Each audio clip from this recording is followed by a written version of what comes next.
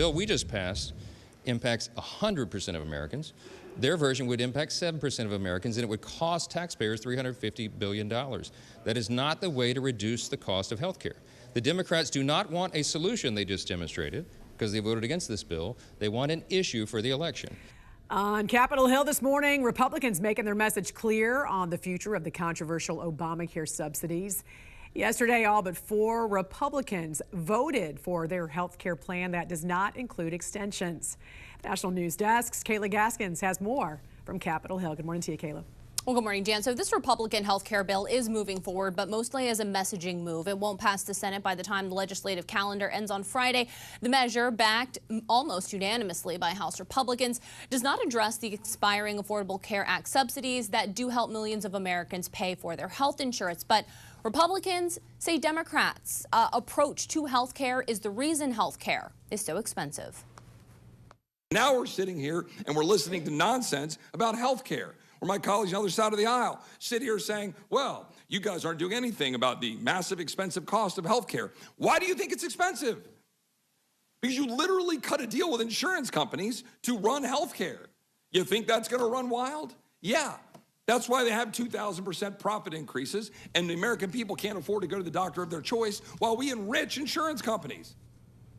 And Jan, these subsidies were never supposed to be permanent. They were only created during the COVID pandemic, and they are expiring at the end of the year. Now to Capitol Hill, where the battle over Obamacare continues, as you just heard Ryan mention, as a January 1st deadline looms. House Speaker Mike Johnson was asked today about whether moderate Republicans will sign on to a discharge petition to extend the Affordable Care Act subsidies for millions of Americans. Here is his response. Take a listen. We have to see what happens. I hope not. I've discouraged it. I mean, a discharge petition, by its very nature, goes around the regular order process of the legislative body, where consensus is built and good ideas are formed and passed into law.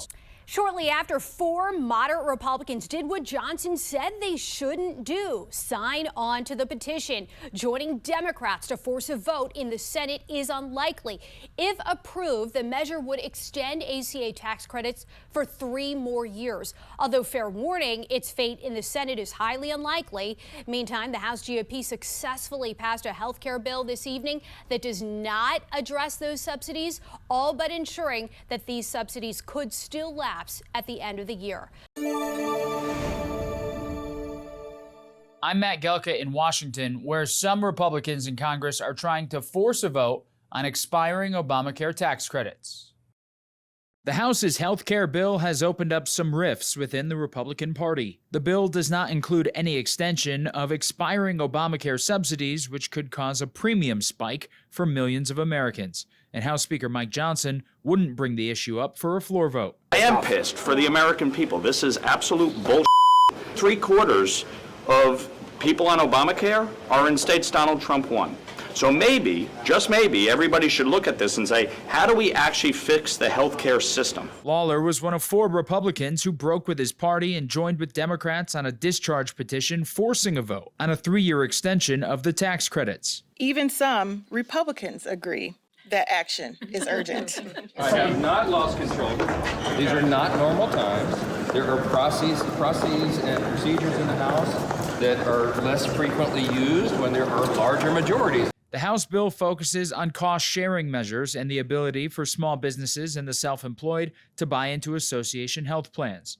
The Congressional Budget Office assessment offered up a mixed bag on the bill, predicting the government could save $35.6 billion, and Obamacare premiums would see an average yearly drop of 11% over a 10-year period, but also that anywhere from 100 to 300,000 people per year could lose health insurance over the next decade. The separate vote on extending expiring subsidies likely won't happen until the new year. My prediction is, with a sufficient number of Republicans signing on to this, that it would pass the House. I don't think the fate in the Senate will be very good, however. I don't think the Senate would pass it. The Senate already took a vote on an extension last week, and it failed. If Congress breaks for the holidays without passing a bill, it almost certainly means healthcare costs will go up in January for millions of people on Obamacare. Reporting in Washington, I'm Matt Gelka. We're here gathered on the House steps with one last thing remaining. We want to make clear to Mike Johnson that the American people deserve a vote on the Affordable Care Act tax credit legislation and deserve that vote today. No more excuses, no more delay, no more burying your head in the sand. Under no circumstances should the House of Representatives adjourn until we successfully extend the Affordable Care Act tax credits for tens of millions of Americans. And Republicans have been too busy treating the Congress like it's a wholly owned subsidiary of the Trump cartel. Let me be clear about something. We ain't down with any of that. House Democrats aren't here to bend the knee to Donald Trump. We're here to bend the arc of the moral universe toward justice. The Republican health care crisis is unacceptable, unconscionable, and un-American. And our message to Mike Johnson is clear. You can run, but you cannot hide.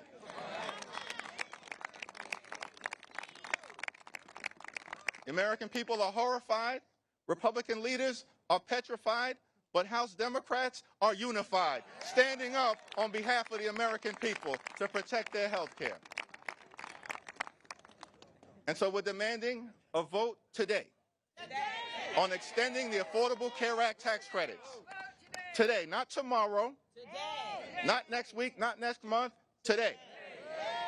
And our promise to the American people is that we will continue to fight to drive down the high cost of living, continue to fight to fix our broken healthcare system, and we will continue to stand up for Medicaid, for Medicare, for the Affordable Care Act, for our hospitals, for our nursing homes, for our community-based health clinics, for the health care of every single American. House Democrats are in this fight until we win this fight. Cancel the cuts, lower the costs, save health care, and extend the Affordable Care Act tax credits now.